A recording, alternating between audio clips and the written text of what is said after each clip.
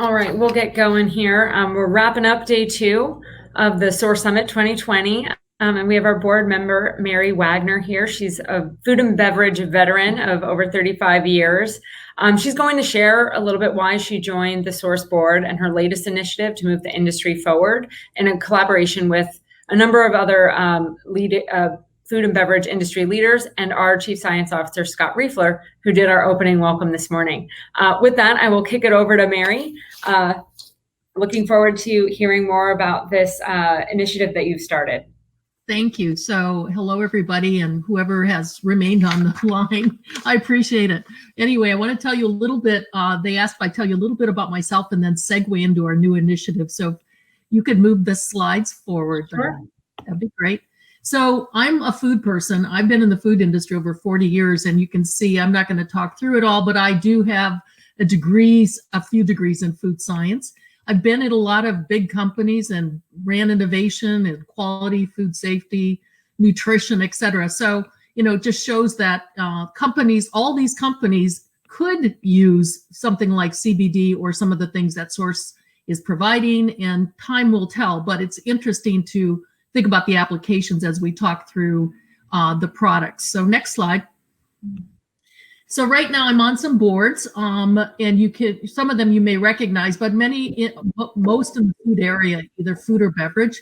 And it's interesting, again, how I look at some of the things people are working on that I'm exposed to. And again, I see applications for CBD, some of the SōRSE technology, and these are not saying these companies would, but there's many companies out there in the world of food and beverage that would absolutely use some of the materials that SōRSE is developing at some point. So that's why I'm going to tell you about our initiative. So next slide. So why SōRSE board? Well, I really am attracted to the people and their mission. Many entrepreneurs, they're very innovative. They're very passionate about what they do. And I was actually how I got connected with them. Again, Scott Riefler, who you met this morning. I was a consultant for food and beverage after I retired from Starbucks, and was actually putting together a symposium on cannabinoids and application for people in product development. They wanted to understand more. So Scott and I kind of hooked up for that particular symposium that we put together. We'd met at an earlier one, and we put a workshop together for these clients. So the big outcome of that workshop for both of us, well, probably him more than me, but I just said I couldn't believe the gaps in the science knowledge. I mean, we had people talking about seed proliferation. We had people talking about extraction techniques and health applications. And all of a sudden, it's like there's such gaps in the science knowledge to even be able to use some of the cannabinoids, especially CBD, that we said, I think that there's an opportunity here to help the FDA, especially as they get ready to make some decisions on how are we going to ever use this in food and beverage. I mean, so we said, let's put together an organization that will actually help develop the science the FDA needs to make some of these decisions. And let's talk to the FDA and see if they're even interested. So that's how this started. So next slide. So what Scott and I and a few others did is we pulled together the thoughts for this Science Institute. We call it the Hemp and Cannabinoid Science Institute. And so why did we do this? Well, after talking on a couple occasions with the FDA, we need to get some uniformity and clarity and certainty of what we're going to do with material from hemp. I mean, they put hemp in the Farm Bill. Out of all the specialty crops, here you have hemp, and what happened. People went like crazy to grow it the last couple of years. And some states have even gone as far as permitting CBD, but it's not nationally legal in food and beverage, if you want to look at it like that. So it's restricting sales, it's restricting trade and distribution. So, to this, at least to this point, FDA has really taken minimal action on some of the products with CBD. We hear they're going to take more action, but they have done some things. Pharma's approached them to get the new drug application check. Dietary supplements, an active space of play for many folks, thinking about how they can get a new dietary ingredient application through. And food and beverage, we know what we need to do. Scott, myself, others have dealt in the world of food additive petitioning, but also GRAS application. So what we don't want to do is not be truthful or be misleading. We want to follow the law, and we want to help the FDA get over that line with some of the cannabinoids. And CBD is what we talk about, but CBN is coming up, and we have a lot of other interests that we need to listen to and be ready to act on. So next slide. So what is the Science Institute? So Hemp and Cannabinoid Science Institute, we thought a lot about that name. It's a nonprofit. So we set it up as a nonprofit. And what it does is it serves all people who have interest right now in cannabinoids, growers, big time interest in how do I look at this crop as I put it in? How should I look at it from a sustainability standpoint? How do I know when to harvest it when THC is the lowest and CBD is the highest? Some of the processors and manufacturers, they want to understand, how do I extract it? FDA wants to know, will this material be safe with whatever you use to extract it? Consumers are struggling with, what does 10 milligrams mean? And how should we label this material on a product? So FDA asked about some of that work. And analytical laboratories. I was just talking with someone yesterday who does CBD testing, and a lot of labs offer a lot of testing, but you don't know if it's the approved, legitimate testing. So we want to make sure that it is. And then, of course, regulatory bodies and those interested in advancing this. There's a lot of investors interested in advancing ingestible and topical products. All these people are welcome to be part of the Hemp and Cannabinoid Science Institute, either in a management role or in a funding role. But again, it's a nonprofit created to help raise money and decide what science we want to follow, really get the FDA endorsement of the work we're going to do before we spend a lot of money, and then just execute. So next slide. So the mission is to really develop this safe, sustainable, and growing marketplace for ingestibles and topicals. We want to give customers the confidence that we're doing the right work. We want to bridge any knowledge gaps, and we do know there's knowledge gaps for the FDA, and just for us in terms of industry being able to use the material. And we want to follow the pathways. We don't want to circumvent anybody. We don't want to make it a political opportunity. We really want to get the science done so that we can make good decisions and provide the FDA the information they need to make good decisions. So next slide. So the benefits. We can go fast. We know what fast looks like, but we can do it with the right amount of science. We can help facilitate FDA action. That's what our goal is ultimately. And we want to be, first to market with insights. We want to be able to bring you the knowledge that you will need to make decisions for your products. Science decisions, but we will have some consumer information so that you can be assured that whatever you do, whatever you put into your products is going to resonate with consumers.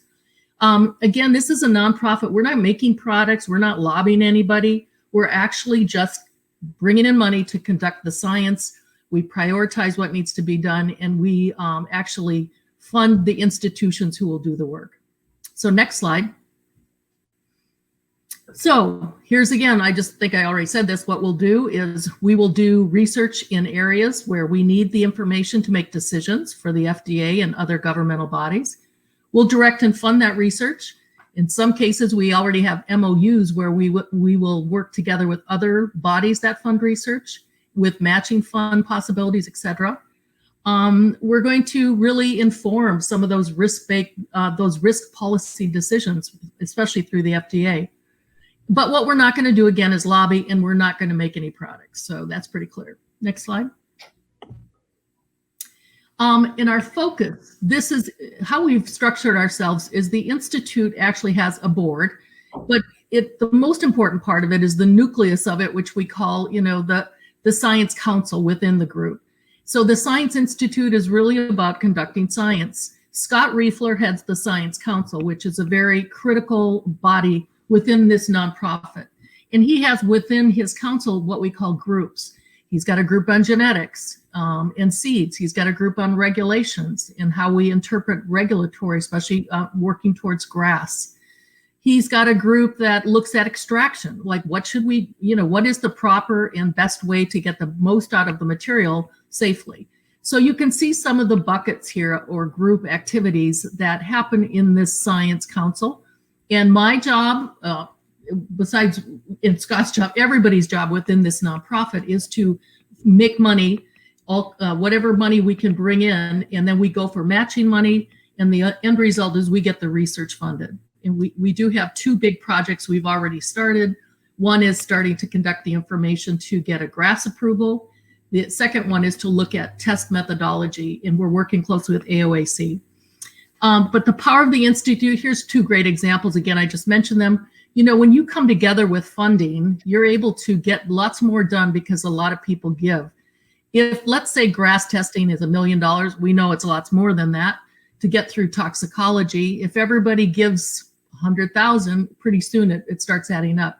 We've been able to get large and small companies to give some donations at this point. We have some headwinds because of COVID and, of course, end of year budgeting and elections, but it's coming along stronger than we thought right out of the gate. And again, we're doing testing methodology work with AOAC, and we have good potential for good matching money there on a few different projects. So next slide. Here again is graphically our Institute board, and then we have our Science Council, again, very independent. We don't tell them what to do. The group decides what priorities they will work on, and then we help raise the funds to get those done. Next slide. So we have two slides of our founders. We call them our founders. These are the people who we all got together and said, there is a big need here to get the FDA the information it needs to make decisions. So you can see the background. Some people you may recognize, Scott, of course, and Peter Hutt.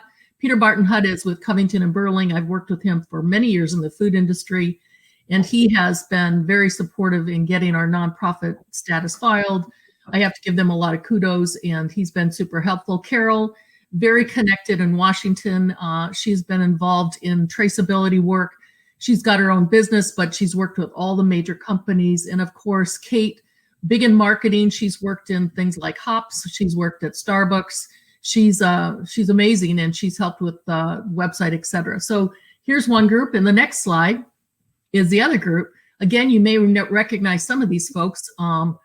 We have Beth Colbert. She is very active in working with all the cannabis companies and hemp companies. She's big in packaging, so you probably interacted with her on labeling, et cetera. Liz Sloan used to run the Good Housekeeping Institute. She has her own company on marketing trends for food and beverage. She writes for food technology, et cetera. So she's an amazing person, brings great insights, has already brought insights on cannabinoids. Josh Ashby is a lawyer in Seattle. He helps us with all the things we need to be aware of as we kind of move forward as a nonprofit. Of course, Mike Brown, known in everything from the cannabis world to the beer world, and he is an amazing contributor from the operations and science standpoint. And of course, Sarah, she's worked all over the globe for the government, and she brings a lot of her knowledge and contacts to what we're trying to do. So next slide. Again, this is the last slide, I believe, but any donations are appreciated. And if you just want to participate in our Science Council, that would be great too. We just want to get as many people as involved as we can because we know we're going to make a difference. And thank you to SōRSE. They've been one of our funders, one of our lead funders. And Scott, of course, a good friend. We're closely together. So that's it for the Science Institute. Thank you so much, Mary. We're very excited about the Hemp and Cannabinoid Institute. I think everyone on this call agrees that moving this industry forward is very much based on research and education and sharing of that knowledge. So, we want to move it forward. We have assembled the best of the best, Mary being one of them. We are also honored to have her on our board. And that really concludes day 2 of the SōRSE Summit. Thank you all for calling in. A reminder that tomorrow we will start up again at 9:30 tomorrow morning. And tomorrow is based on a better product. So we'll be talking a little bit more about trends for 2020 and beyond for your next round of product development. So thank you so much for tuning in today. If you have any questions, again, please email me directly, diana@sourcetech.com, and I'll be happy to get back to you with any answers you may need. Thank you so much. And thank you again, Mary. and Patrick Gray for calling and joining us today.